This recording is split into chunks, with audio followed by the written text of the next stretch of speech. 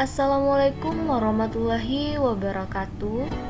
Baiklah, kami dari kelompok 6 kelas IKMC angkatan 2019 Fakultas Kesehatan Masyarakat Universitas Sriwijaya yang beranggotakan Sintania Dwi Putri, Anissa Undruya Rohmah, Salsa Dwi Pramesti, Tasya Ulfia, Muhammad Ruza Bestari, Rahmi Darmasari, Tri Megawati Rahayu, Ariska Wulandari Nurma, dan Reka Alpatana akan mempresentasikan hasil laporan praktikum pengelolaan sanitasi pemukiman lahan basah.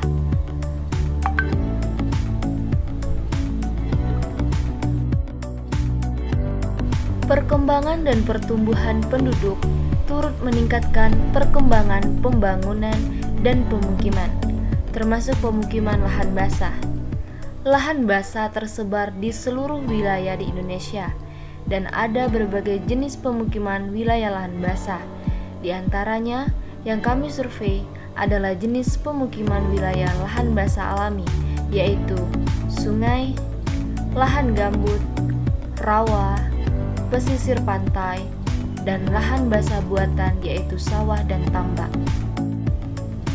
Wilayah lahan basah mempunyai karakteristik tersendiri, mulai dari jenis tanah, bencana yang sering terjadi, sumber air bersih, ketersediaan saluran pembuangan air limbah, dan sanitasi lainnya.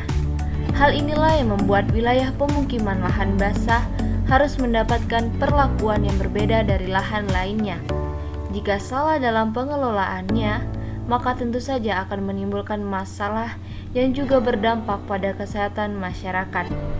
Karena keterbatasan ruang akibat pandemi COVID-19 ini, praktikum turun lapangan pengelolaan sanitasi pemukiman lahan basah ini kami lakukan sesuai domisili masing-masing anggota, yang berarti hasil dari survei praktikum ini adalah gambaran umum dari berbagai jenis pemukiman wilayah lahan basah di luar Provinsi Sumatera Selatan.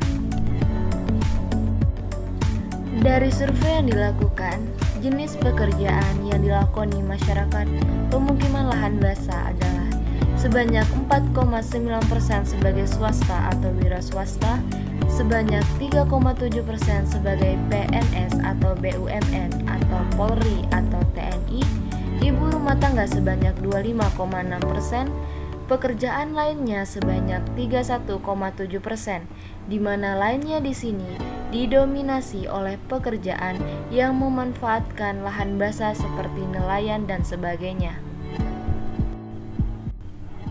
Dari observasi lingkungan rumah, didapatkan hasil bahwa jenis atau bentuk rumah di pemukiman lahan basah juga dipengaruhi oleh karakteristik lahan basah itu sendiri.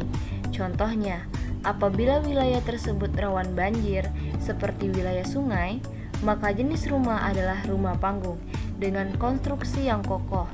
Rumah responden paling banyak beratapkan seng, lebih banyak tidak memiliki plafon, dinding kayu, bata, dan batako, dan lantai paling banyak sudah di keramik.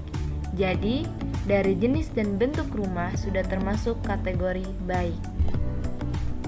Dari observasi sumber air bersih diperoleh responden paling banyak dari sumur gali, yaitu sebanyak 33,3%. Sedangkan yang paling sedikit yaitu berasal dari air sungai sebanyak 1,9%. Ini berarti, walaupun mereka tinggal di wilayah lahan basah, sebagian besar masyarakatnya menggunakan sumber lain yang tidak langsung dari sungai yang biasanya dikarenakan air sungai sudah tidak jernih dan meragukan untuk digunakan langsung untuk kebutuhan sehari-hari. Dari hasil data pada pengelolaan sampah, dari 100% responden yang diwawancarai, sebagian pengelolaan sampah masyarakat masih belum baik. Hal ini didapatkan karena yang pertama, kebanyakan masyarakat yang mengelola sampahnya dengan cara dibakar, yaitu sebesar 42,6%.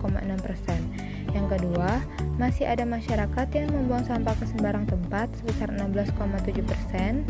Yang ketiga, sebagian masyarakat masih tidak memiliki tempat sampah yang permanen, yaitu sebesar 66,7%. Yang keempat, karakteristik tempat sampah yang tidak kuat atau mudah rusak sebesar 53,7%.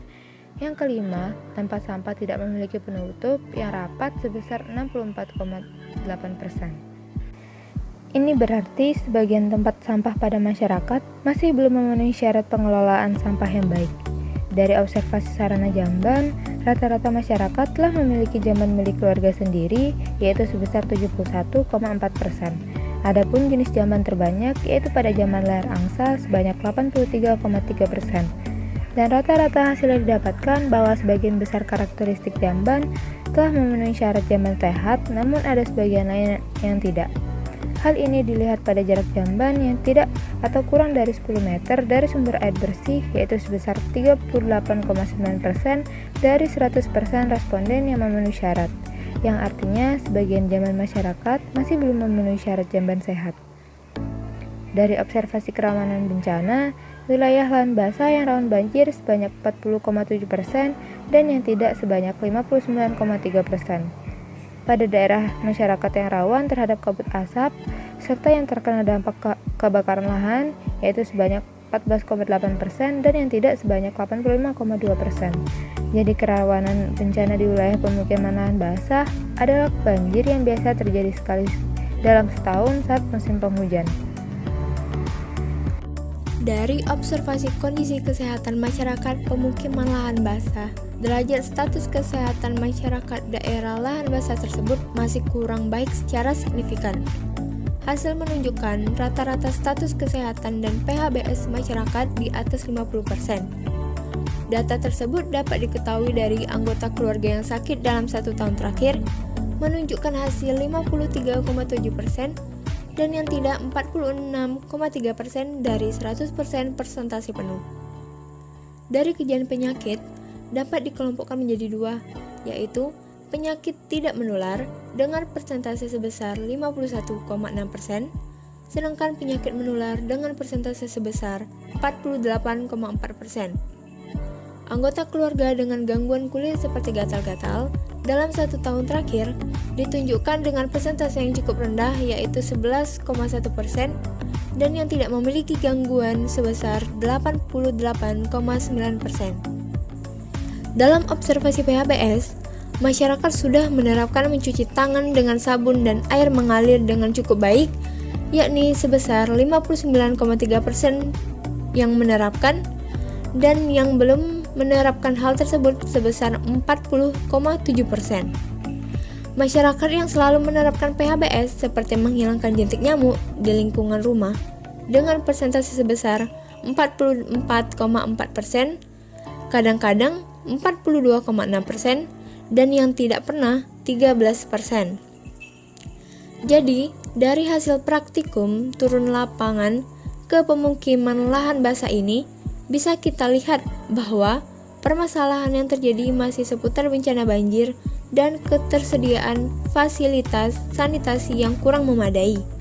Akan tetapi, semakin maju perkembangan teknologi dan informasi, semakin maju pula pemikiran masyarakatnya, sehingga besar masyarakat di pemukiman lahan basah ini sudah mulai sadar untuk membuang sampah tidak ke lahan basah, mempunyai jamban, sumber air, dan SPAL yang baik, sehingga permasalahan kesehatan seperti penyakit kulit sudah jarang terjadi. Masyarakat pun sudah mulai menerapkan protokol kesehatan terkait COVID-19 dengan rajin mencuci tangan dan memakai masker. Sekian presentase hasil praktikum turun lapangan pengelolaan sanitasi pemukiman lahan basah dari kelompok kami. Atas segala kekurangan kami mohon maaf. Wassalamualaikum warahmatullahi wabarakatuh.